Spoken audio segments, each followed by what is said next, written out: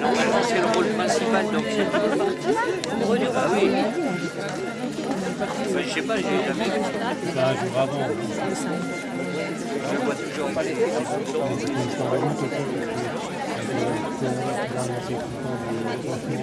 alors qu'il n'y avait rien, quoi.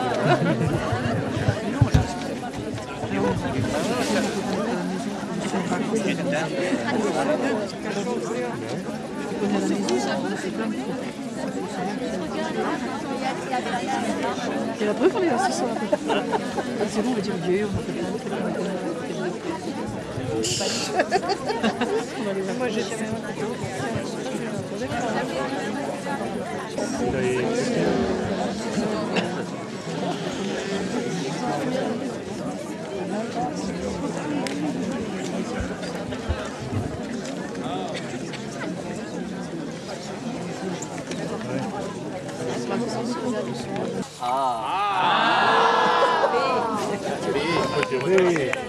Désolé pour le retard, on ne me voit pas mais j'ai des sueurs froides, on a eu un petit souci technique là et j'ai cru que ça n'allait pas marcher, c'est bon, c'est réglé.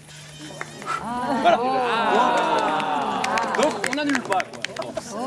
Non, c'était pas tout le spectacle qui était en jeu mais ça aurait été dommage. Alors avant tout, bienvenue au nom des Motacoumes. Les Motacoumes de Moslargues, tout le monde ne connaît peut-être pas, beaucoup connaissent certainement. C'était au départ un groupe de danse traditionnel qui, depuis maintenant 4 ans, fait des spectacles tous les ans sur un autre thème. L'année dernière, c'était dans un verger de Moslargues, La Fabrique, sur la révolution industrielle. Cette année, on fait un bond de plusieurs millénaires en Mésopotamie. Alors, la Mésopotamie, c'est l'Irak actuel. L'histoire se déroule il y a à peu près 4500 ans. On a essayé d'adapter ça. Les textes que vous allez entendre sont extraits de l'œuvre originale. On n'a pas changé grand-chose. Je voulais vous dire quelque chose avant de commencer. Premièrement, c'est de vérifier que vos téléphones portables sont bien éteints. C'est toujours dommage d'interrompre un spectacle avec un téléphone portable. Deuxièmement, c'est de réserver vos applaudissements pour la fin du spectacle. Veuillez ne pas applaudir durant le spectacle. Je voulais vous dire aussi que nous allons faire des prolongations le dimanche 20 août. C'était pas prévu au départ. Vu l'incertitude du temps, on s'est dit on va jouer aussi dimanche, des fois que jeudi, vendredi, samedi soit annulé. Il se trouve que hier on a pu jouer, c'était bien, il a plu au moment où on a arrêté. Ce soir, visiblement, ça a l'air d'être mieux. On va espérer que ça tienne. Et puis pareil pour les deux prochaines soirées. Information encore pratique. À la fin, on vous convie à un pot qui se déroulera juste là derrière. Vous avez aussi le droit de dire. Donc offert par les Motacoumes. Et puis à la sortie, si vous avez bien aimé, si vous avez envie qu'on recommence l'année prochaine, il y aura un panier à votre disposition pour vos dons. Voilà, c'est à peu près tout ce que je voulais vous dire. Donc bon voyage en Mésopotamie. Merci.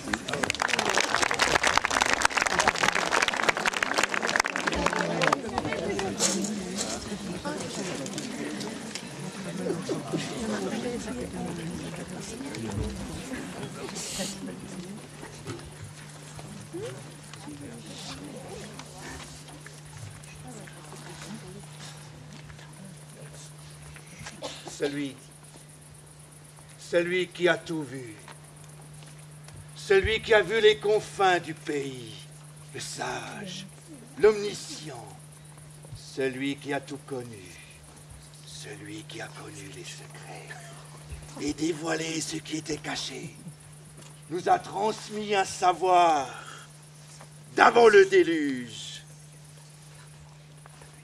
Il a fait un long voyage. De retour, fatigué mais serein, il grava sur la pierre le récit de son voyage.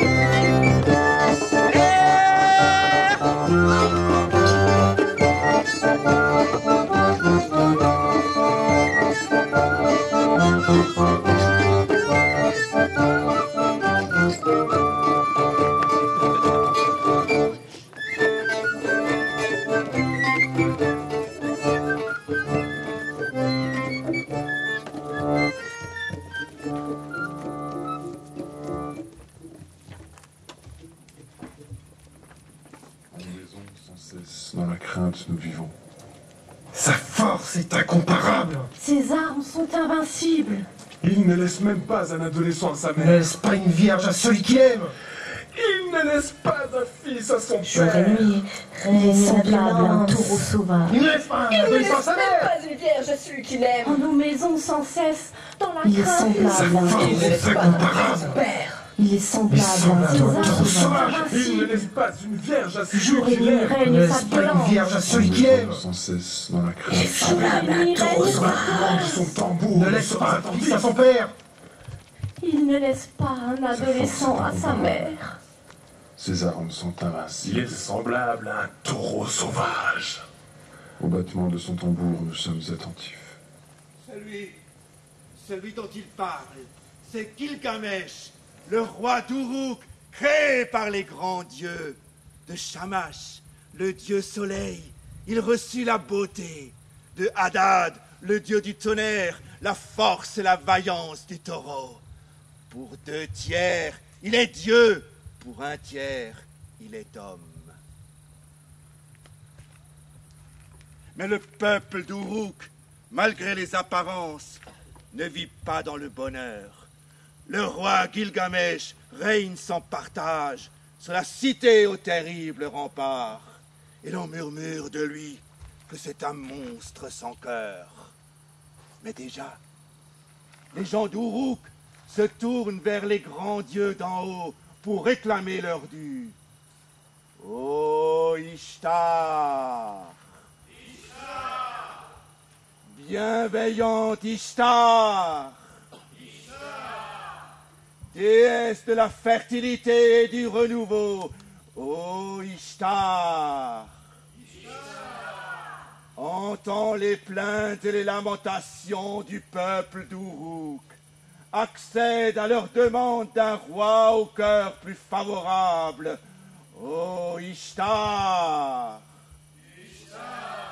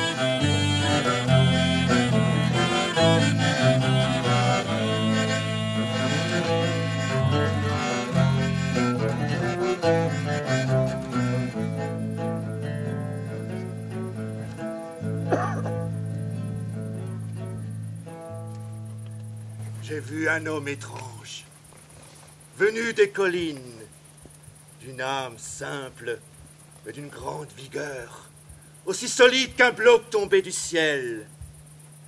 Vêtu comme le dieu des troupeaux, son corps est couvert de poils. Les touffes de ses cheveux poussent comme des épis de blé. Il ne connaît ni les hommes, ni les pays. Sa seule compagnie est l'animal. Avec les gazelles, il broute les pâturages. Avec les hardes, il s'abreuve aux sources, humant l'eau comme le font les buffles. Femme, femme,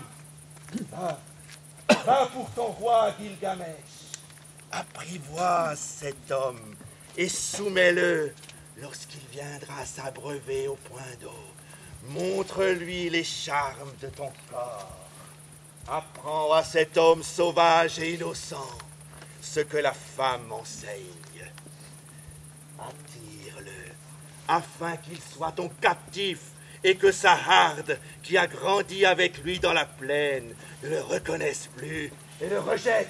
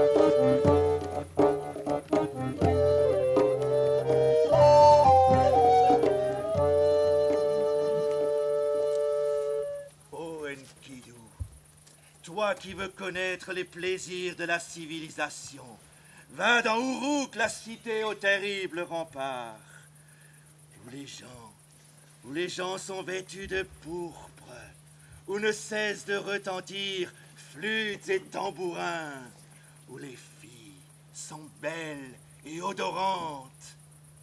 Tu y verras Gilgamesh, le prince d'Uruk, le grand Gilgamesh à la force inégalée, Enkidu. Mets de côté ta hargne, abandonne ta violence et ton orgueil.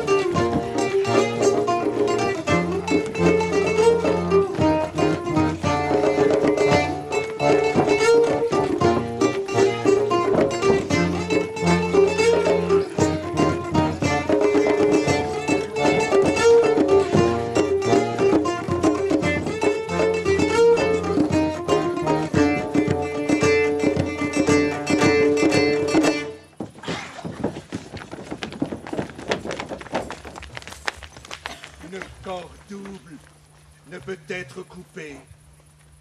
Et 2 jeunes lions sont plus forts que leur père. Seul, on ne peut vaincre quand 2 ensemble peuvent. Car l'amitié, similitude des âmes, multiplie les forces. De tous les biens que la sagesse procure à l'homme, il n'en est point de plus grand que l'amitié.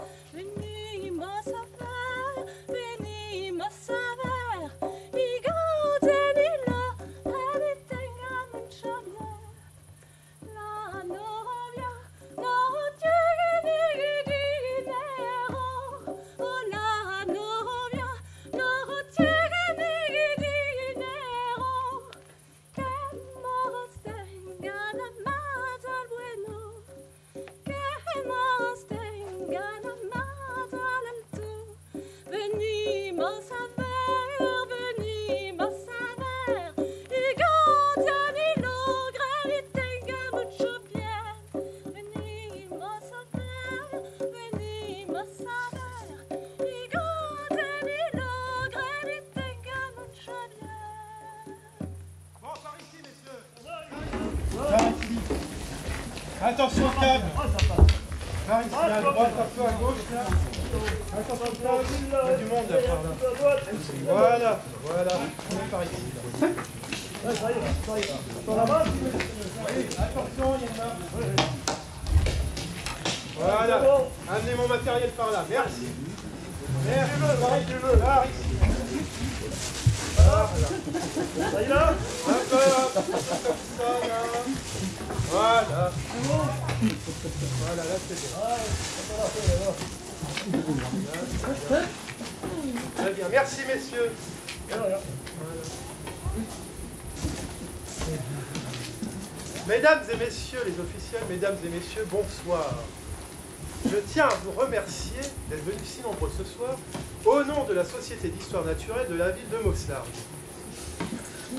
Cette exceptionnelle conférence sur Gilgamesh et Enkidu, nos 2 héros, est issue d'une sommation de légendes extraordinaires. Messieurs de la régie, la carte.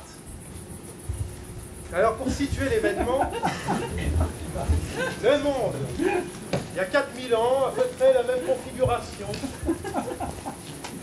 Voyons l'Amérique, l'Afrique, l'Asie, l'Australie, et notre histoire se déroule au Moyen-Orient. De manière évidente, nous voyons que le monde est divisé en 2.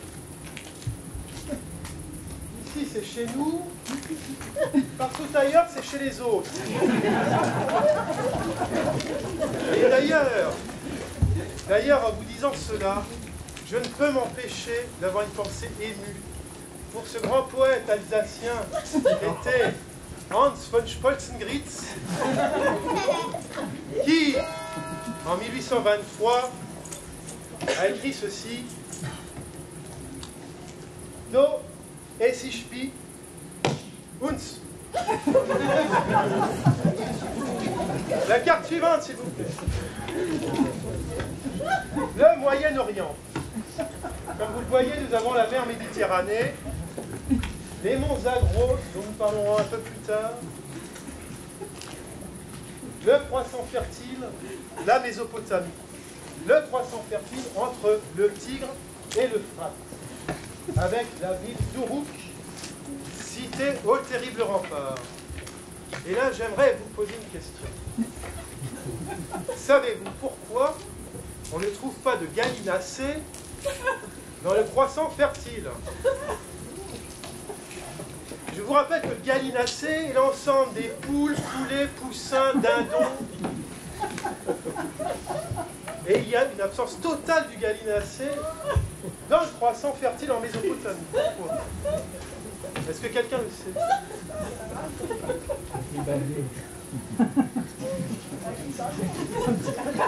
Bien. Eh bien, quand la poule voit le tigre, l'Euphrate,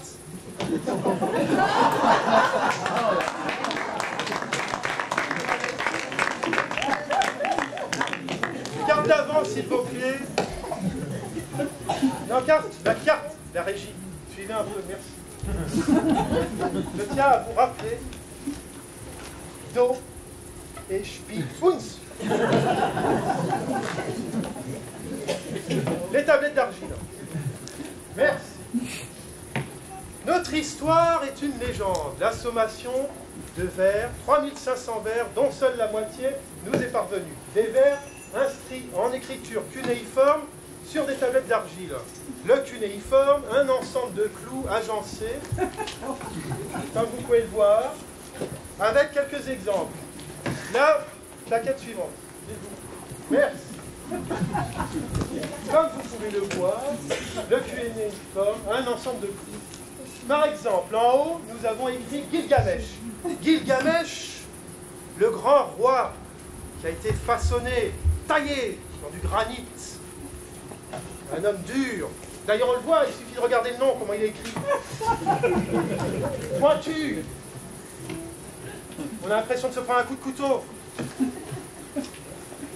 Enkidu. Façonné dans de l'argile. Dans l'argile la plus tendre. L'argile, un ensemble de couches avec de l'eau, quelque chose de mélodieux. D'ailleurs, il suffit de voir le nom. Tout en rondeur, tout en douceur. Et plus bas, Umbaba.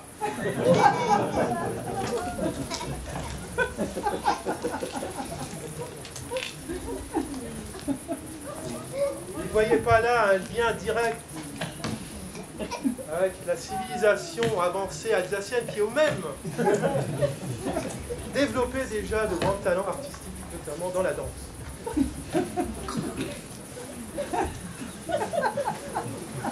Nos deux héros, donc Gilgamesh et Enkidu, sont assoiffés de gloire et de renommée. Ils veulent laisser dans l'histoire humaine une trace indélébile, immortelle.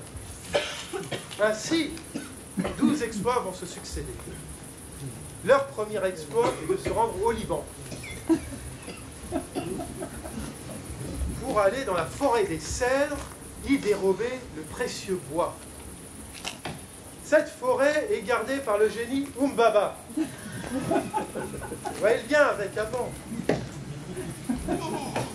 Et à quel point nous sommes proches de la Mésopotamie.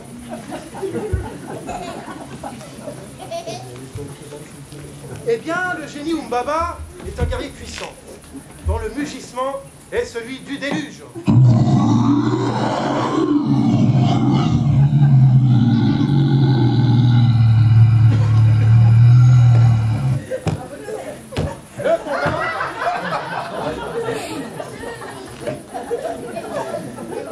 Le combat va s'engager quand on aura cliqué sur la bonne. J'ai dit combat là-haut. Le combat s'engage. Les dieux déchaînent les ennemis. Les coups partent, les coups de hache, les coups de marteau.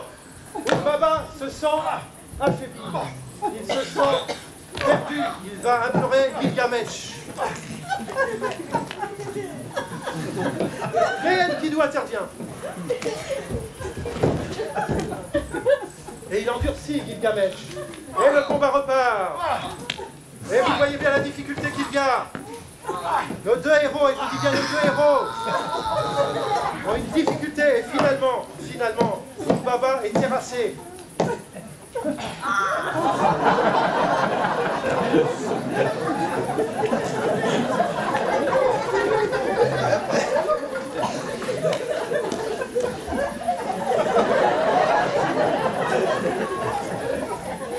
Soyons magnanimes.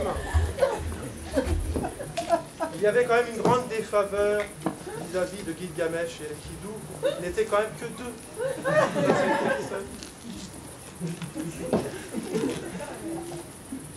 Donc, fort de cet exploit, il s'empare du précieux bois et le ramène à la ville d'Uruk, cité au terrible rempart.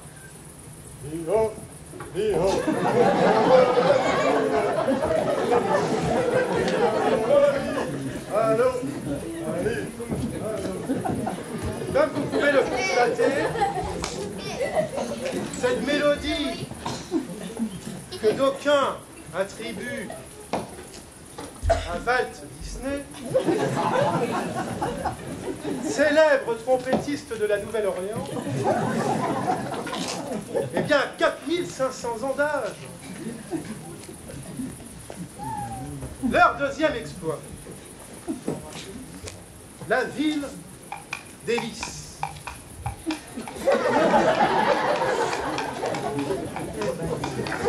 Augias était roi de la ville d'Hélice. Il possédait d'énormes troupeaux. Ses écuries étaient tellement sales qu'on ne pouvait plus y entrer depuis fort longtemps, depuis des dizaines d'années. Elles n'avaient pas été nettoyées. Alors Gilgamesh et Enkidu décidèrent de les nettoyer, et ce, en une journée. Pour cela, ils dévièrent les fleuves Alphée et Péné, nettoyèrent les écuries. Mais Augias ne paya pas le salaire promis. Alors irrités, nos deux héros levèrent une armée. Ils prirent la ville d'Hélice, tuèrent Augias et tous ses fils, sauf un, Philée, qui avait pris son parti. Ils le placèrent sur le trône de la ville d'Hélice, à la place de son frère Augias. Et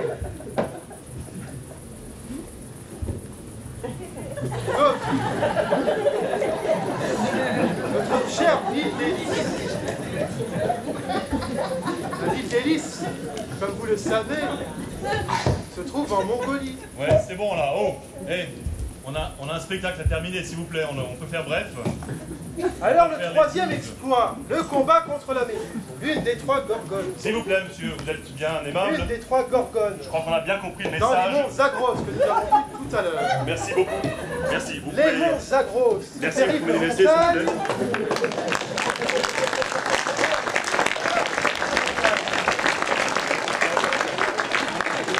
Est-ce que quelqu'un a un cachet, monsieur?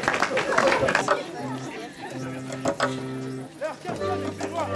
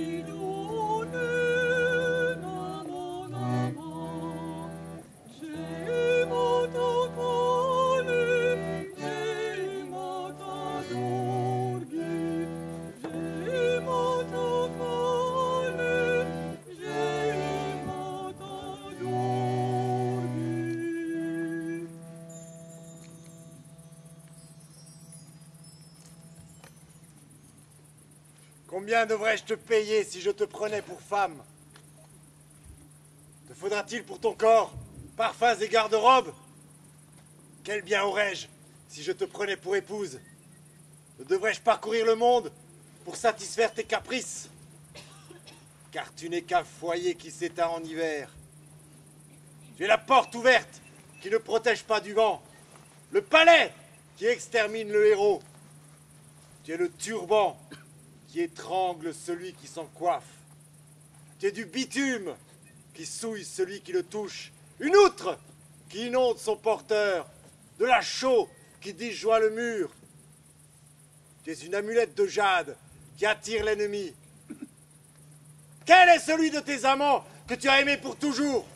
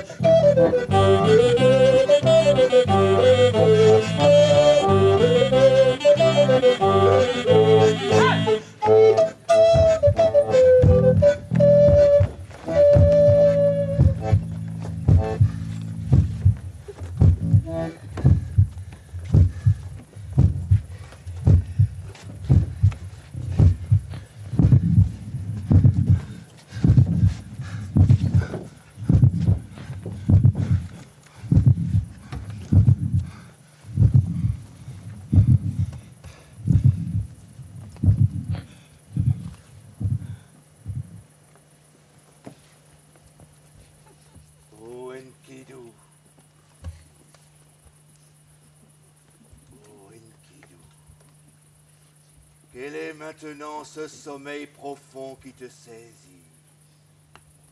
Les ombres de la nuit enveloppent ton âme et tu n'entends plus. Le grand Gilgamesh te touche le cœur, mais ton cœur ne bat plus. Alors, comme une fiancée, le prince d'Uruk au terrible rempart couvre ton visage sans rides et, comme un lion, il rugit de douleur autour de toi. Oh Enkidu.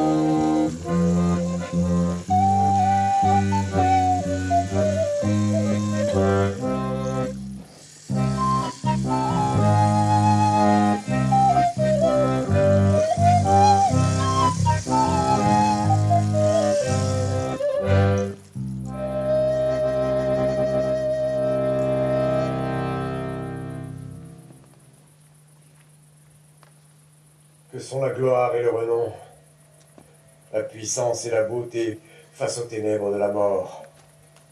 L'angoisse m'est entrée au ventre. Moi-même, ne vais-je pas me coucher pour ne plus jamais me lever?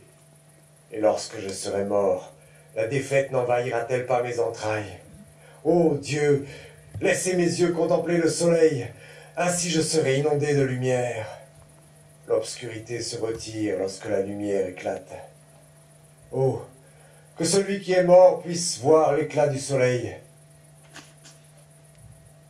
Je vais tracer chemin, partir sans tarder, rejoindre le sage immortel, héros du déluge à la vie sans fin. Je veux le questionner sans répit, sur la mort et sur la vie, afin qu'il enseigne à mon cœur les secrets de l'éternité.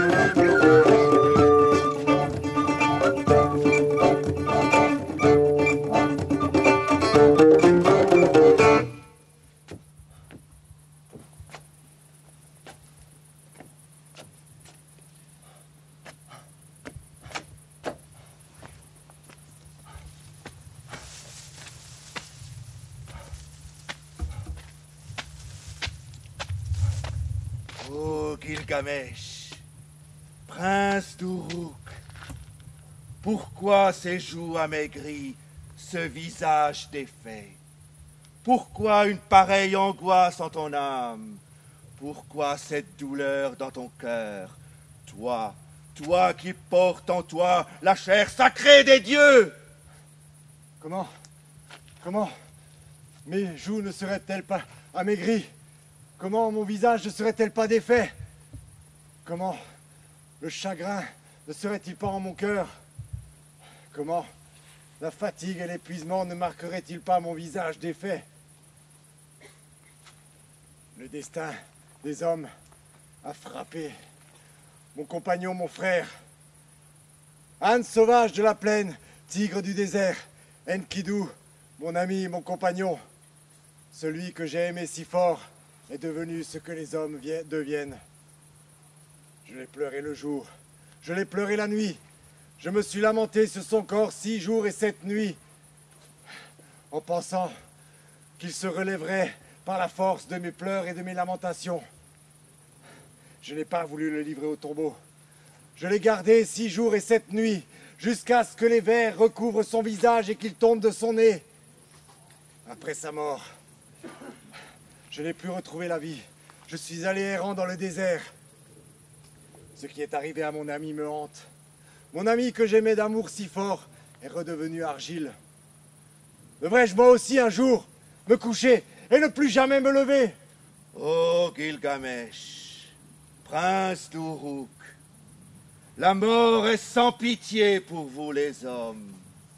Le meilleur des jeunes hommes, la meilleure des jeunes femmes sont enlevés par sa main cruelle.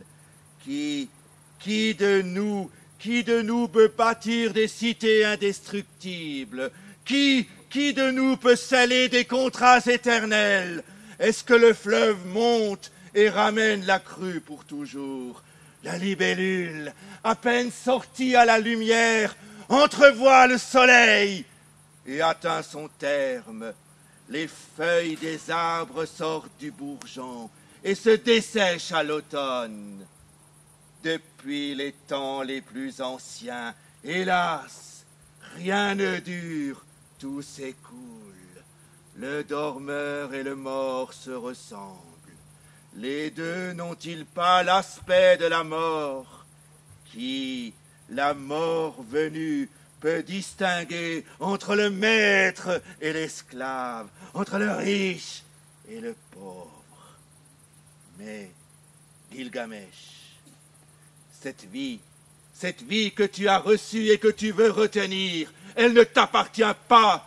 Il faut que tu la donnes pour que d'autres soient appelés à connaître à leur tour la lumière du soleil et la brise des forêts. Mais, ô Gilgamesh, je vais te dévoiler une chose cachée. Oui, Gilgamesh, je vais te dévoiler un secret des dieux.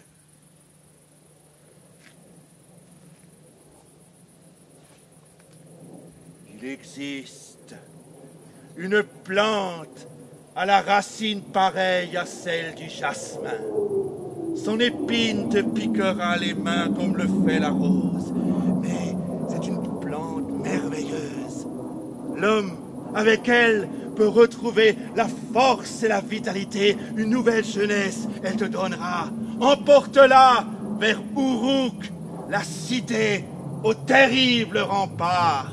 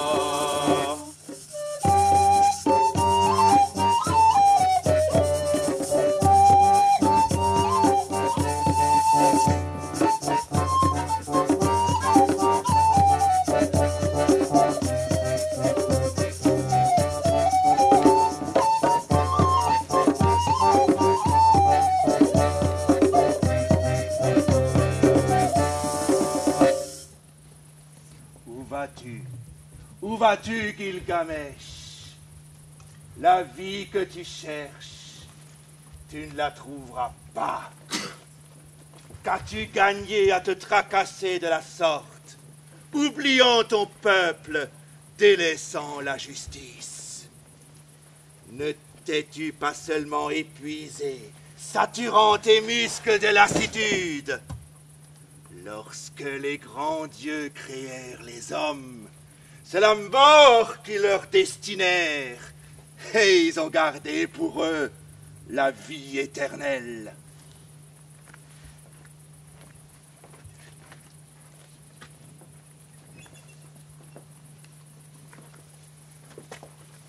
Mais toi, oh Gilgamesh, que ton ventre soit repu, que tes vêtements soient propres et somptueux. Fais le bonheur de l'épouse serrée contre toi. Élève avec sagesse l'enfant qui tient ta main, car c'est par lui que tu deviens immortel. Fais d'Uruk une cité abondante et prospère. Sois joyeux nuit et jour, danse et joue.